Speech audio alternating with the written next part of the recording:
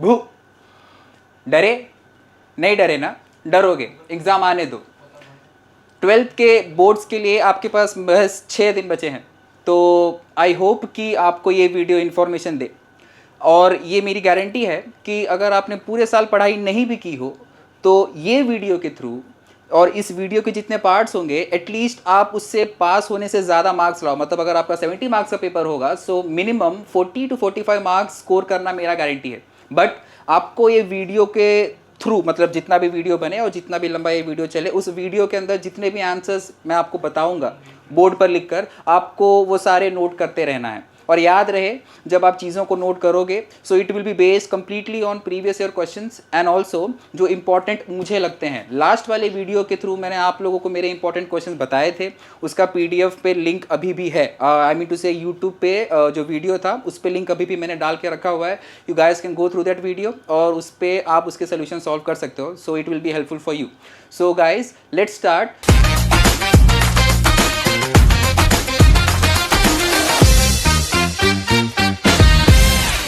Okay guys, so now moving on further. मैंने आप लोग को बताया था चैप्टर नंबर 1 2 और चैप्टर नंबर 1 2 के इंपॉर्टेंट क्वेश्चंस अगर हो चुके हैं तो अब chapter number 3, chapter number 4, chapter number 5 पे जाएंगे। चैप्टर नंबर 3, 4, 5 बेसिकली आपका evolution, genes, genetics, what is genetics, कैसा है जेनेटिक्स, व्हाट इज एवोल्यूशन, इन्हीं चीज़ों के ऊपर है। अब इनके इंपॉर्टेंट क्वेश्चंस क्या क्या आएंगे, ये इंपॉर्टेंट क्वेश्चंस रिफर करने के लिए मेरे पास जो पीडीएफ है उसी पीडीएफ को मैं रिफर करूंगा, जिसमें मेजॉरिटी इंपॉर्टेंट क्वेश्चंस आपको कवर करके समझाऊंगा। मैं समझाऊंगा नहीं बट इनफैक्ट मैं लिखवाऊंगा कि आपको कौन से क्वेश्चंस करने चाहिए और कौन से क्वेश्चंस नहीं करने चाहिए। ठीक है, सो questions is here, I mean questions are here guys. My English is kind of very poor and fragile and labile too. And किधर गया questions?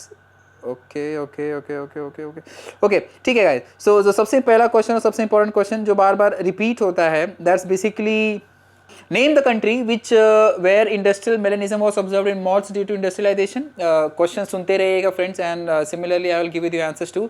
इसका आंसर होगा इंग्लैंड। इंग्लैंड में ये स्टार्ट हुआ था। Second question, mention the name of the sterile animal produced by intergenic hybridisation.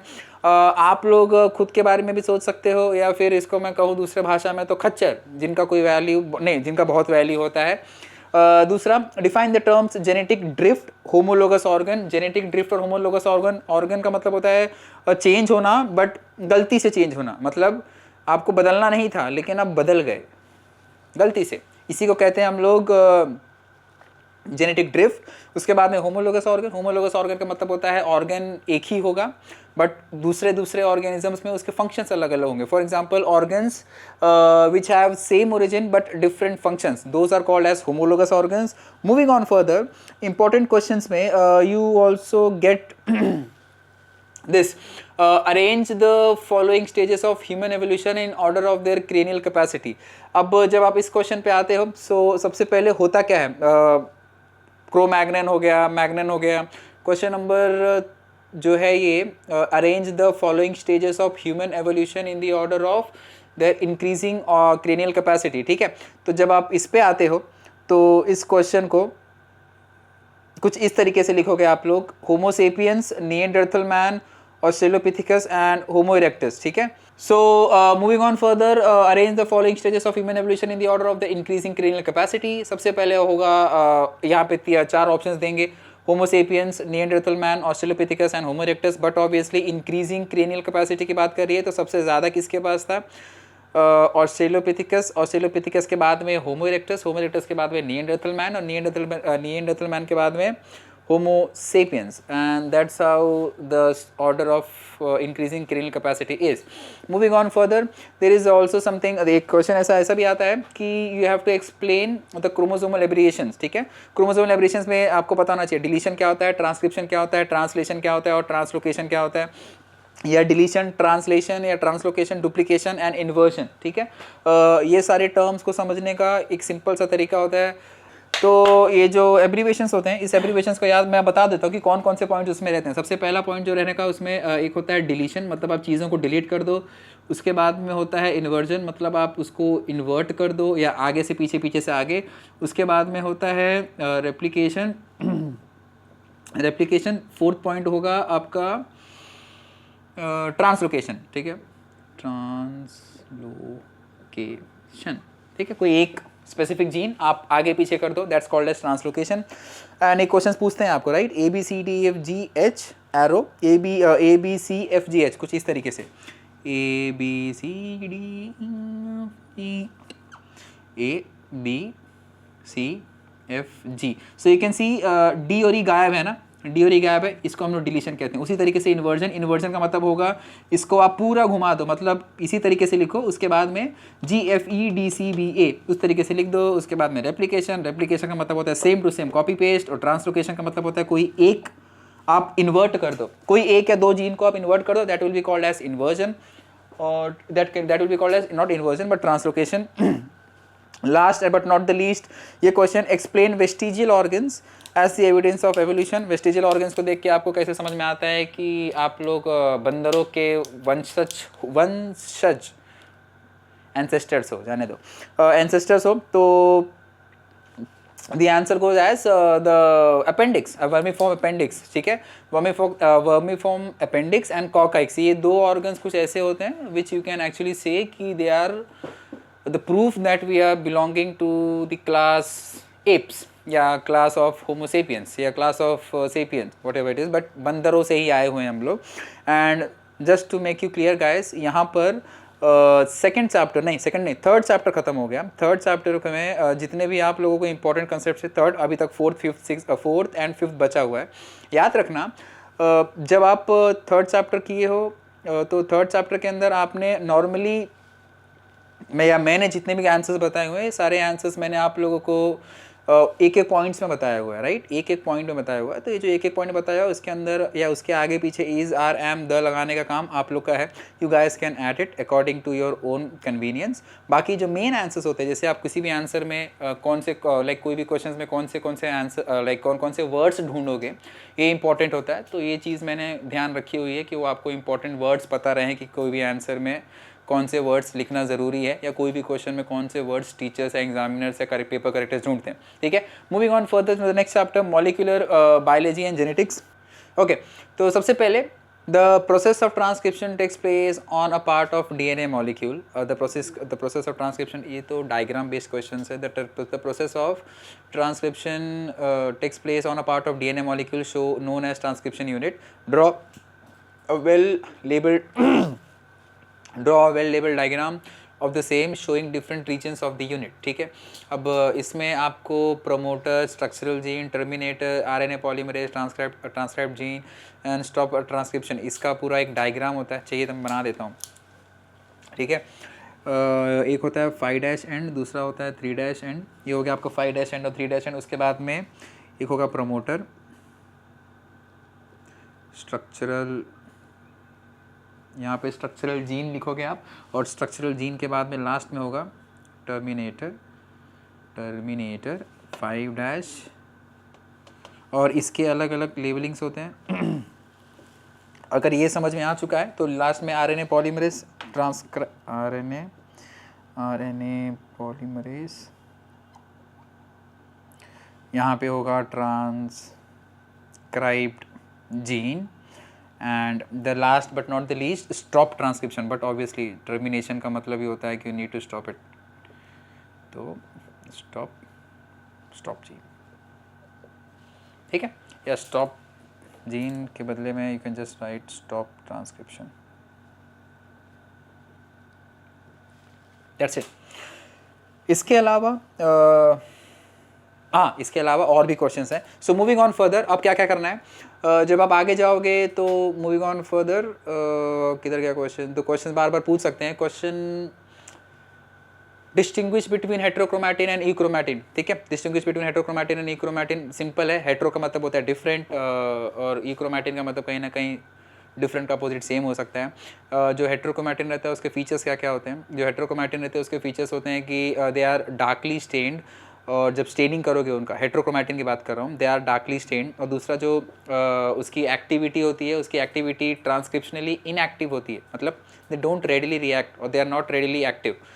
And when you talk about heterochromatin के बाद में ई-क्रोमैटिन, ठीक है, ई-क्रोमैटिन की बात करते हो तो दे आर लाइटली स्टेन्ड, और उसके बाद में जब उसकी एक्टिविटी की बात करोगे, so in activity they are transcriptionally active, मतलब they are ready to transcribe, moving on further, this are like simple MCQ question.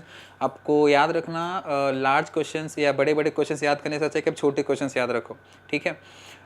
Moving on further, question पे ध्यान देना. Define transcription. ट्रांसक्रिप्शन का मतलब क्या होता है? Synthesis of RNA from DNA template. मतलब आप RNA को सिंथेसाइज करो from any DNA template, that's called as transcription. Now moving on to the opposite DNA pairs, when you talk about this question, इस क्वेश्चन में लिखा हुआ है write anti codons for the following triplet codon AUG. AUG का यार देखो बहुत simple सा क्वेश्चन है ये. अगर आपको पूछा जाए AUG के बाद में GAG, उसके बाद में CUA and next goes CCU. ठीक है, ये आपके क्वेश्चंस हुए. अब ये क्वेश्चंस को आप जब रीड करते हो या गो थ्रू करते हो तो AUG को, अभी A का अपोजिट पेयर क्या होता है? A का U होता है, U का A होता है और G का C होता है. सो A का U का A, G का C, UAC, that's the complementary base pair. और यू कैन कॉल इट, ये तुम्हारा कोडॉन का पेयर हो गया. So this will be anti codon. बहुत ही सिंपल और बेसिक कॉमन सेंस वाले क्वेश्चन है. A का उल्टा U, U का उल्टा A, G का उल्टा C. सिमिलरली यहाँ पे G का उल्टा क्या होता है? G का उल्टा C होता है. A का उल्टा क्या होता है? A का उल्टा V नहीं होता, A का उल्टा होता है U और G का उल्टा फिर से C होता है. तो CUC, that's what terms. When you talk about CUA, CUA का उल्टा क्या होने वाला है? C होता है तुम्हारा सिस्टीन. ठीक है, अभी अगर नहीं पता आप लोग को ये क्या होता है तो A से एडेनिन होता है, U से यूरासिल होता है, G से गुआनिन होता है और C से साइटोसिन होता है. ठीक है, तो C का उल्टा क्या होता है? C का उल्टा होता है G. तो G लिखूंगा. U का उल्टा क्या होता है? U का उल्टा होता है A. और A का उल्टा क्या होता है? A का उल्टा होता है U. अरे U, GAU. Same goes over here.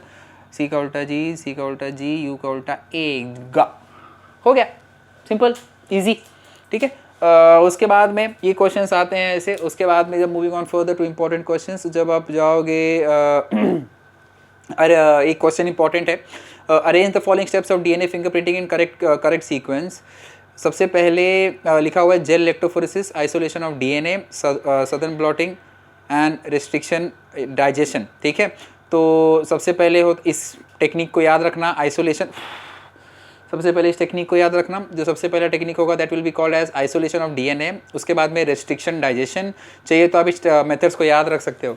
ये वाले क्वेश्चन में पूछते हैं आपको कि आप करेक्ट सीक्वेंस बताओ. तो करेक्ट सीक्वेंस के लिए सबसे पहले क्या होगा? आइसोलेशन करो. आइसोलेशन करने के बाद में, ये आपका पॉइंट वाइज ही बताता हूँ मैं. आइसोलेशन के बाद में you have to add restriction, restriction digestion.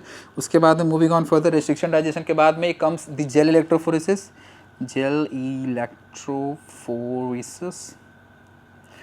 And moving on to the end part, gel electrophoresis के बाद में जो लास्ट वाला पार्ट रहेगा that will be called as Southern blotting. SOUTHERNBLOTTING. ठीक है, ये आपका मेथड, ये यार टेक्निक हो गया of DNA fingerprinting that is in correct sequence. ठीक है, अगर आप लोग सोचो या समझो तो ये जो तरीका है यहाँ पे मैंने लिखा हुआ है that's basically a technique of DNA fingerprinting. Moving on further to important questions. अगर इम्पोर्टेंट क्वेश्चन में आ जाओ तो राइट एनी 6 कैरेक्टरिस्टिक्स. अभी ये वाला जो क्वेश्चन है, right any 6 characteristics of genetic code. ठीक है, तो अभी जो जेनेटिक कोड होता है इसका मतलब क्या होता है? सबसे पहली बात, जेनेटिक कोड क्यों होता है? तो इसको जब समझते हो आप लोग तो जेनेटिक कोड इस तरीके से कह सकते हो कि इट्स वेरी सीक्रेट. मतलब हर एक इंसान का जेनेटिक कोड अपने लिए यूनिक होता है. तो what are the characteristics of it? Simply triplet होता है, एक जेनेटिक कोड देता है. जैसे यहाँ पे जो लिखा है ना मैंने, गैग, कुआं, खाई, तुम क्यों आई. उसके बाद में CCU, AUG, UAC, CUC, GAU, ये सारे ट्रिपलेट हो गए ना, तीन अल्फाबेट्स हैं. That's called as triplet codon. So what will it come या what are the characteristics of it? सबसे पहला characteristic, it will be a triplet, मतलब ट्रिपलेट कोडॉन या ट्रिपलेट ग्रुप्स होंगे. उसके बाद में the second point can come as it will be universal, मतलब एक नहीं सब जगह पे, मतलब कहीं पर भी आप उसको यूज़ कर सकते हो. Moving on to the third point, 6 points बोला था राइट, तो सेकंड पॉइंट हो गया. Third point, it does not degenerate. Fourth point, overlapping नहीं होता, नॉन ओवरलैपिंग कहा जाता है उसे. Overlapping is not possible in it. उसके बाद में लास्ट में कॉमा लेस, यहाँ पे आपको कहीं पे दिख रहा है क्या कॉमा? नहीं है. So there is no commas in it. And last to last it's unambiguous. इसका मतलब आप लोगों को इंग्लिश अगर नहीं आता इसका मतलब, तो मुझसे अंग्रेजी का मतलब मत पूछो, क्योंकि मुझे तो पता है, आप लोगों से पूछते हैं. प्लीज़ कमेंट, अनएम्बिगियस का मतलब क्या होता है? ये भी मत पूछना कि स्पेलिंग क्या होती है उसकी। Okay, so that's it. इस चैप्टर में से इससे ज़्यादा आई डोंट थिंक कि कुछ और भी क्वेश्चंस पूछते हैं। हाँ, there are some questions like you can say importance of fossil fuels. Fossil fuels क्या होते हैं, बेसिक्स है ये, ईवीएस, ठीक है, ईवीएस। उसके बाद में और कुछ, व्हाट इज ऑर्गेनिक एवोल्यूशन। अच्छा, एक दो क्वेश्चंस और जो बहुत ज़्यादा कॉमनली पूछे जाते हैं, दीज क्वेश्चंस यू कैन से इज लाइक कि हार्डी वेनबर्ग प्रिंसिपल क्या होता है, ठीक है, हार्डी वेनबर्ग प्रिंसिपल क्या होता है। हार्डी वेनबर्ग प्रिंसिपल को समझना मतलब लेफ्ट साइड, जैसे पता है आपका ये अगर हाथ है तो इसी हाथ को if you look at it, जो थंब होता है दैट्स द स्ट्रॉन्गेस्ट, जो मिडिल जो लास्ट वाला फिंगर होता है दैट्स द वीकेस्ट। उसके बाद में जो बीच में दिख रहा है ना आपको, अगर मैं इसको दो सीक्वेंस बना लूँ, so they are basically the hybrid of it. So Hardy Weinberg principle को सिंपल भाषा में समझना इस लाइक कि जो सबसे लास्ट होगा सबसे कमज़ोर, या एक बच्चा या सबसे लास्ट में जो रहेगा it will be the weakest one, एक रहेगा thumb which is the strongest one, और जो बीच वाला रहेगा that will be somewhat having both the characters equally divided बोल रहा हूँ, divided, ठीक है। That's what Hardy Weinberg principle is। उसके बाद में importance of fossil fuels. Fossil fuels क्यों ज़रूरी होते हैं, बायोडिग्रेडेबल नहीं होते, दे डिग्रेड वंस, उसके बाद में वापस से you can not regrow it, so be careful of using fossil fuels. हाँ, अगर आप लोग को कहा जाए कि आप लोग इलेक्ट्रिक कार, इलेक्ट्रिक बाइक या बुलेट तो नहीं बट बाइक चलाओ, so I would prefer you guys riding a horse, because ठीक गंदा इलेक्ट्रिक। उसके बाद में आई थिंक डोंट थिंक कि इसमें और भी कुछ इंपॉर्टेंट है। हाँ, स्ट्रगल फॉर एग्जिस्टेंस हो गया। स्ट्रगल फॉर एग्जिस्टेंस का मतलब क्या होता है, जब आप एग्जिस्ट करने के लिए स्ट्रगल करो, सो दैट्स बेसिकली हाउ जो वीक होते हैं वो बाहर चले जाएंगे और जो स्ट्रॉन्गेस्ट होते हैं they will survive. That's what Darwin's theory was. Complete evolution and evolutions के कंसेप्ट के लिए वीडियोस पहले से बने हुए हैं गाइस, और उसमें प्रॉपरली मैंने पॉइंटर वाइज समझाया भी है कि भाई हाँ, ये पार्ट में इतना ही करना है, इससे ज़्यादा नहीं। याद रखना, जब आप लोगों को ऑर्गेनिक एवोल्यूशन बोला जाए या आपको बोला जाए कि एवोल्यूशन बताओ, एवोल्यूशन के हिसाब से आपको डार्विन के बारे में बताना हुआ या डार्विन रिलेटेड कंसेप्ट्स हुए। डार्विन के बाद में नियो डार्विनिज्म हो गया। नियो डार्विनिज्म के बाद में पता है कुछ ऐसे भी कंसेप्ट्स होते हैं जैसे कैसे कुछ ऐसे भी कंसेप्ट्स होंगे जिसको समझने के लिए आपको एक्चुअली में बुक को रीड करना ज़रूरी होगा। बट मैं यहाँ पे आपको ये बुक में क्या रीड करना है क्या रीड नहीं करना ये नहीं कह रहा हूँ, बस आपको मैं ये बता रहा हूँ कि जो भी आंसर्स रहेंगे वो सारे आंसर्स के keywords you have to note it down. सारे वीडियोस में ये चीज़ें मैंने बताई हुई हैं कि कौन से क्वेश्चंस करने हैं कौन से क्वेश्चन नहीं करने हैं, और ये वाले वीडियो तक में मैंने ये बताया हुआ है कि ये सारे questions most of the time ऑफनली पूछे जाते हैं एग्जाम्स में, repeated again and again again and again. जैसे निएंडरथल मैन के निएंडरथल मैन के कैरेक्टरिस्टिक्स बताओ, ठीक है।